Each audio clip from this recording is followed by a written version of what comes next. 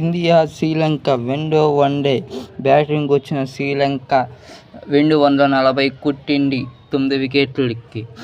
ఇంకా ఇండియా బౌలర్స్లో సుందర్ 3, కుల్దీప్ యాదవ్ 2, సిరాజ్ 1, అక్షర్ పటేల్ 1.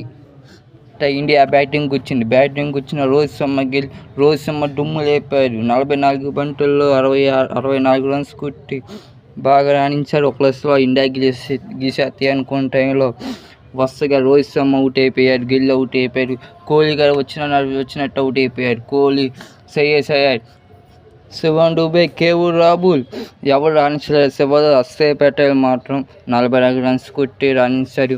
ఇంకా టీమిండియా 208 రన్స్కి ఆల్అవుట్ అయిపోయింది.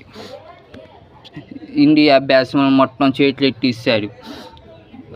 సిరీస్ 1-0 మూడో వన్డే సమం చేయాలి. ఇంకా మూడో సిరీస్ 0